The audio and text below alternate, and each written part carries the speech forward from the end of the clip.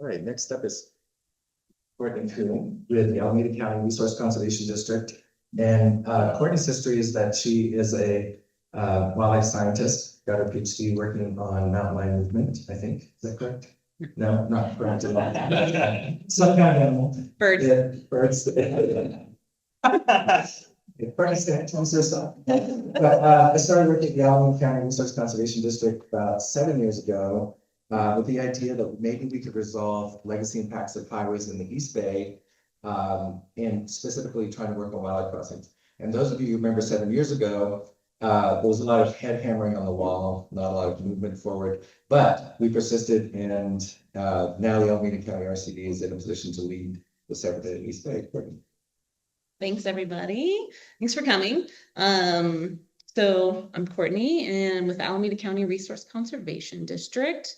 And in case you aren't familiar with resource conservation districts, we're a special district in the same way that like a school district is.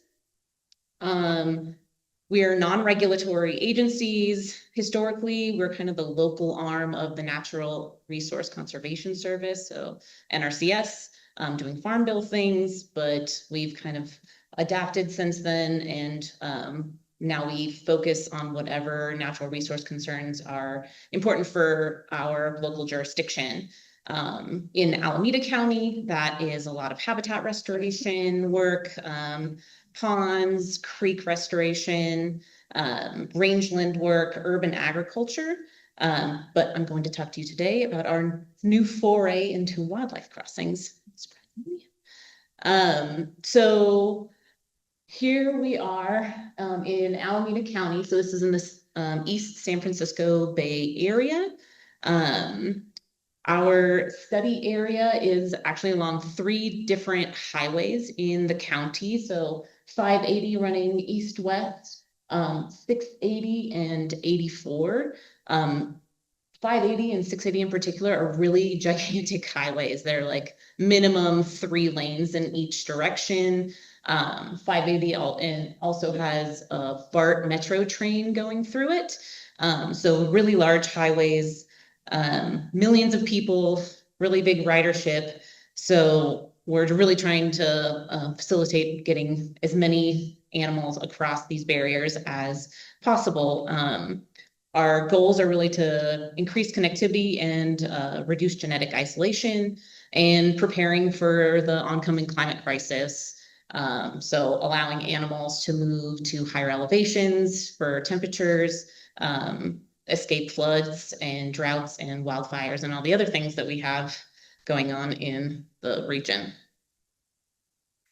And as those of you who work on these projects know, there's a lot of work to even start the project. So ours started back in 2018 with camera trapping work between the ACRCD and UC Davis Road Ecology Center.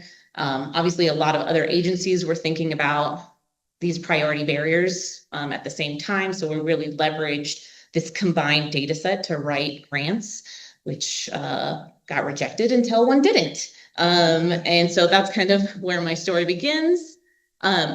Just to backtrack a second. So despite the East Bay area having a lot of urban land use, we actually do have quite a diversity of species. And since we're at this conference, I have to show off some of my best camera trap pictures. So this is actually right underneath 580. There's 4 lanes of traffic in each direction and a BART. And yet this badger repeatedly uses this underpass. And this is actually her butt, and that's her baby that she brought underneath. So that's what I was hoping for. Here's my other cute one. So these are 4 little coyote pups. And then this is my favorite picture, a red fox with a garter snake right underneath 580. And then, of course, we've got mountain lions. This is the last apex predator in our region. And by the time we started our planning project, we knew there were at least 2 separate moms with cubs in our west field area, based on our camera trap data and some public information. Okay, so that brings us to where we are now in our kind of phase 1 of this project, which was funded by the Wildlife Conservation Board in September 23. So 3.5-year planning grant. The main purpose is to design 3 new crossing structures up to 65% design plans, and Dawn went over what that actually means. But in addition to that, we have funding to do a lot of other permeability planning for the whole region, and also to do like the outreach and relationship building that's required to really get these projects over the finish line. As far as planning, we have 3 planning documents that we're kind of just wrapping up right now. The first one is the spatially explicit decision support model that Fraser did for us through DUDEC and Road Ecology Center. This takes in a lot of really important ecological data and tells us where the most ecologically important areas are that we should focus for future wildlife crossings. But as the name suggests, it's a decision support tool. So we wanted to conduct some other analyses that we could integrate in with this. So that leads us on to what we're calling our gap analysis, which is kind of a new analysis. The point is to really use information about where crossing structures already exist. Most of them are for passing water underneath the highway system, but they're being used by wildlife. So we want to make sure that our proposed new crossing structures are as far away from those as possible so that we can maximize permeability of the entire study area. This study was done by our partners at DUDEC. And just to take a step back, so these 2 studies are both integrating ecologically important data together. The SEDS analysis focuses on the entire diversity of species that we have in the region, but the gap analysis had to really hone in on specific species because of home range sizes. So obviously a pond turtle is going to have a very different home range than a puma. So we narrowed it down to just 12 species, but we tried to maximize the diversity. We included, our predators and our prey species, herps, listed species, and also even species that actually we don't have yet and that we're hoping will come back at some point, specifically elk and kit fox. And then the third analysis that we've completed so far is our constructability analysis. This was done by our partners at Mark Thomas. They took the information about the ecologically important sites in the region and tried to figure out what's actually doable. So based on geology and topography and other engineering constraints in the region. And so we have about 13 locations that we're looking at the moment. We just started our project initiation document phase with Caltrans. I'm sure you guys are all very familiar with that. So we're currently in the process of narrowing down from the 13 sites that are possible down to about 6-ish. And then from there, we'll move along in the Caltrans process. Please don't ask me about this. I'm not the expert. There are many others in this room, but this is generally how it goes. But in addition to those 3 planning documents that are required as part of the PID or that are really facilitating our selection process, we're doing a number of other planning projects while we have the opportunity to do so. So thinking about a fencing plan around our crossing structures, making some recommendations for existing structures, how we can kind of maximize the functionality for wildlife at different culverts, putting in shelves and changing approaches, and like this one here, removing the fence or moving the gate and adding some fencing along there to kind of funnel animals into those structures.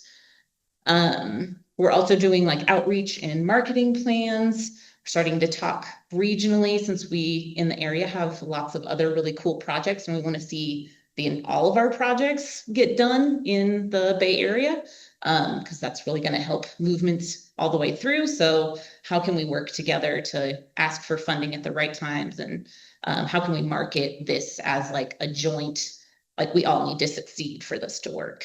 And then also working with public landowners and land trusts to think about how we can start protecting land around the crossing structures that are involved in this project, and also ones that we want to see done in the future that are part of this whole permeability plan. So we're hoping that'll set us up for success.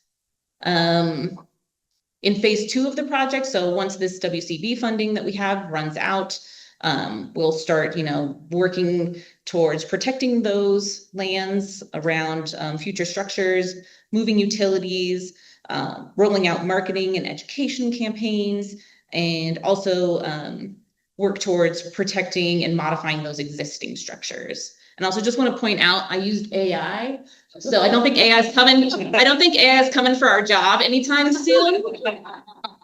Because I was like, okay, I want to do a crossing structure in Pasture Valley with a BART line and 4 lanes of traffic, and this is what it spit out for me. So I think we're safe for at least a little while. So yeah, isn't it? It's pretty cool. I don't know how that's gonna work. It's a road guy. It's a road, that's good. So yeah, I kept that in. So phase 3 would be the actual construction of our structures. Because we have 3 as part of this project, it'll likely be on different sorts of timelines. So we're hoping to start in 2030, but it'll probably be a long time after that. You recognize this one? You've seen this one before? Oh, strange. Yeah, so we're really excited about Prop 4 funding and hoping that can really kind of lift up some of these projects and get them a little, get them across the finish line a little bit faster, given the current federal funding situation. So I'm glad we have some kind of hopefulness and some money in this room, so that's exciting. And so with that, I am really glad you guys were here today. Thank you, and I'm happy to take questions.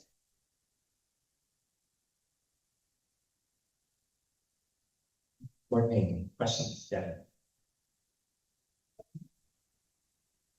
You mentioned that the fencing is planned separately from the wildlife crossings, I think, that they're planning.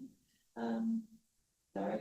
Well, so there'll be, we're gonna have fencing. We're hoping to extend it beyond just where our crossings are. So the whole region, including those like existing structures that we know are being utilized by wildlife already. So it's gonna be, we're gonna have 3 wildlife crossings. They'll each have their own kind of fencing plan, but we're thinking more broadly about the entire study area for the fencing plan as well. Okay, I guess my question is, the fencing plan like automatically in part of the crossing, connected? No. Okay, have you guys considered doing that? Because in theory, like without fencing on the wildlife, useless. There will be fencing around each structure, but we haven't decided like how far out that goes from each structure, but our study area is huge. So the fencing along the entire highway system is not going to be feasible. We're going to have to pick and choose where the most appropriate or where the biggest bang for our buck is going to be, because it's just not going to work.